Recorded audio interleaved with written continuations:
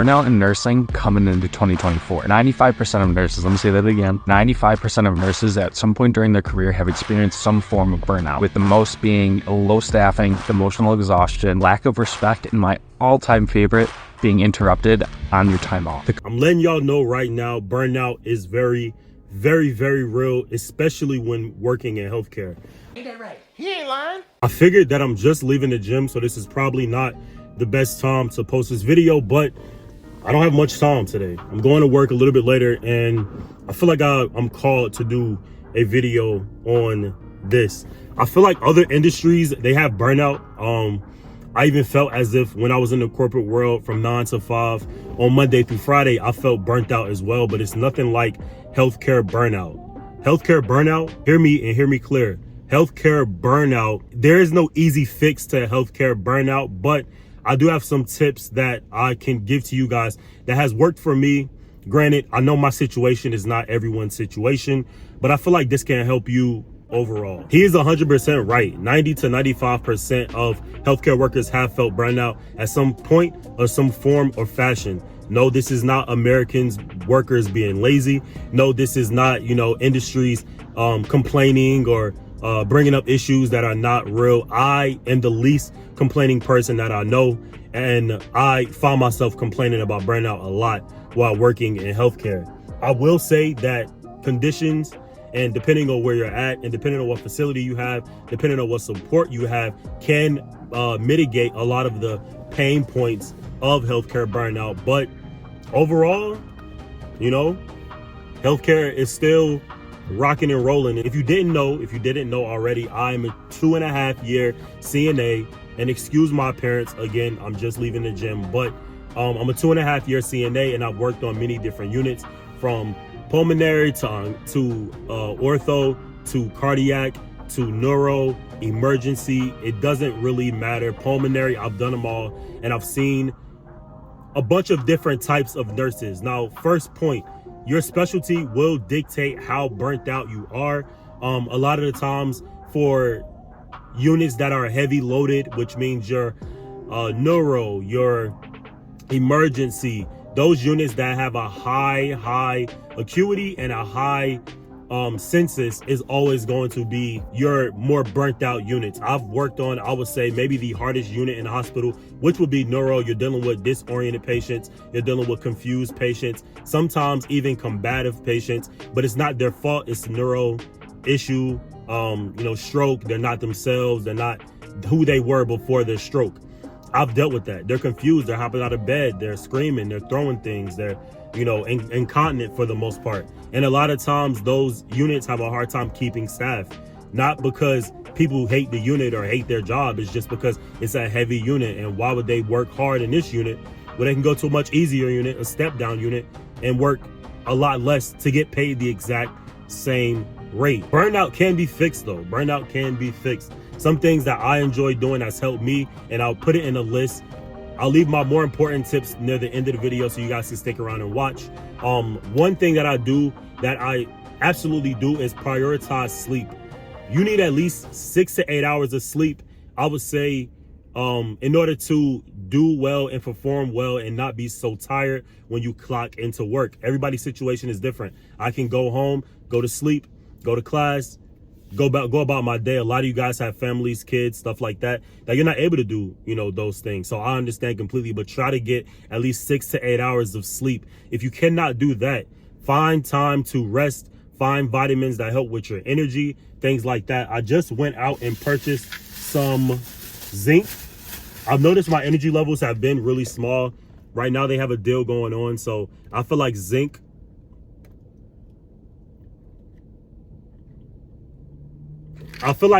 can help a lot of people with their energy. A lot of times it's your vitamins. A lot of times a healthier diet can help you. If you're not able to have a healthy diet, I don't know what else to tell you guys in the sense of that, because that's like basis number one. You have to take care of yourself so you can take care of others. If you're not maintaining your own health, how can you help someone else maintain theirs? A lot of times I see a lot of nurses drinking water.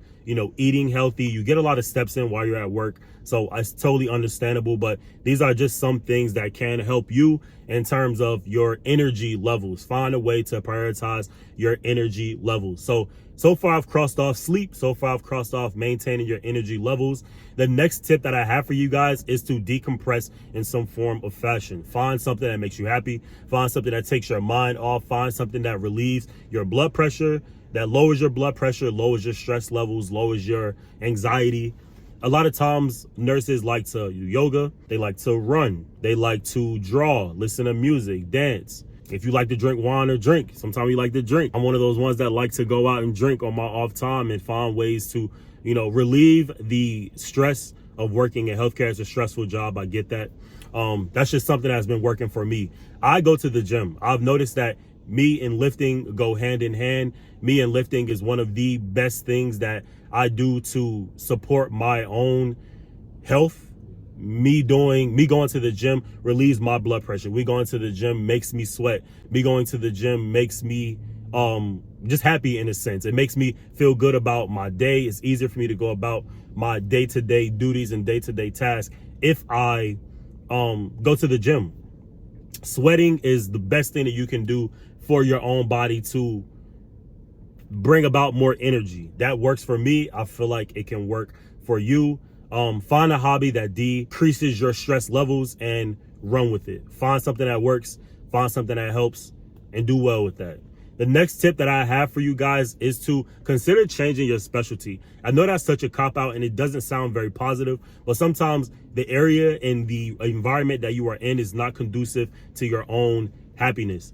I used to work full-time as a CNA while doing school, while trying to maintain my social life, while trying to maintain my happiness. And I just realized I wasn't able to do it all together. Me going PRN was the greatest thing that's been in my life. I know everybody doesn't have that same capability to go PRN, but going PRN is very beneficial in a sense of you get your time back. You get to maintain your own schedule, work when you want, not work when you don't want. And again, everybody doesn't have this opportunity, but in healthcare, you do. In healthcare, you do. Do what works for you. Me going PRN has allowed me to work full-time hours and still be able to maintain my social life, maintain my sleep, and go to class. If I decide I don't want to work that day, I don't have to. The hospital is always going to be there. They always need help. And if you're not able, as a CNA, not necessarily a nurse, but if you're not able to work in your own unit, you can call staffing to pick up on somebody else's. Food for thought. Keep that in mind. Everybody's healthcare policy is different, but I haven't seen many issues from other people in other areas with that. And the last thing that I have to say for you guys is to, if you don't feel supported in your role, reach out to management. Again, management is not a fix all, end all, be all to your issues and problems. But if you voice your issues, sometimes they can work with you. A lot of times, if you're a CNA and you're getting bullied, a lot of times if you're a CNA and nurses aren't helping you do the personal care tasks, or they're not helping you with vitals, and they expect you to run, I don't say that is something that you should take. That's not something that you should tolerate. Advocate for yourself, advocate for your employees, advocate for your coworkers.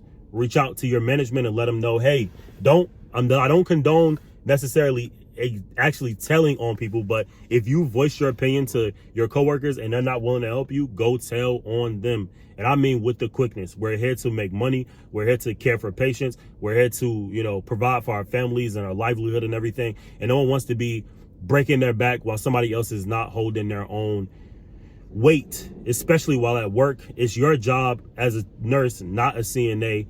CNA is supposed to help. I say that often. It's a nursing assistant. We're there to help you assist your patients. We're here to help you care for your patients. We're there to assist you. It's your job to do all this stuff. I've known that when I first started as a CNA, and I know that now. Now, me knowing I'm, in nursing school, wanting to be a nurse, that this is something that I take serious. So I don't mind going the extra mile to help you or help the patient, because I know how stressful it can be. But if you're a lazy nurse, you're a lazy nurse. I don't condone lazy nurses, and I don't aspire to be a lazy nurse. I aspire to work hard for my patients. You worked hard for that degree. You work hard for the money that you make as a nurse, and so do CNAs. So didn't mean to go off on a tangent, but that's something I feel like had to be said for sure. Advocate for yourself. Let them know what's going on. Sometimes management can help you.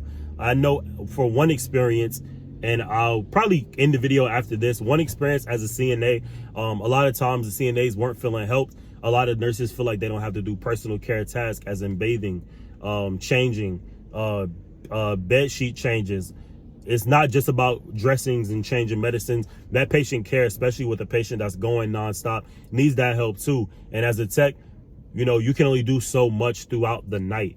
That was brought up on my a unit I used to work on, and the management basically put out a mass text and said, hey, it's everybody's job to do patient care. It's everybody's job to do it. Do not leave it up to just CNAs. And that's been a great fix. And if nobody advocated for themselves or mentioned it, then nobody will be talking about it. Just my little 2 cents. Hope everybody had a great holiday season. And I'm getting these videos out to you guys nonstop. We're almost at 6,000 views, so make sure you like, comment, and subscribe. All that good stuff. That's all I got for you on this video. I have merch out, but again, I might tweak it a little bit and edit the way that the merch is looking, because right now it's not looking too hot. But I want to get a design out that you guys like.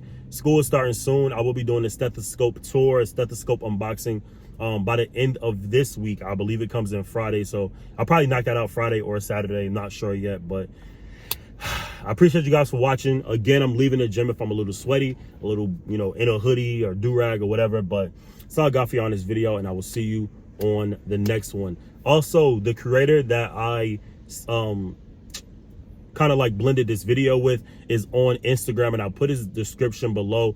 Go back to that video on his Instagram and complete it, because I didn't complete all the tips that he had. I just wanted to give my own 2 cents. I'll see you guys on the next one. That's all I got. All right. Peace.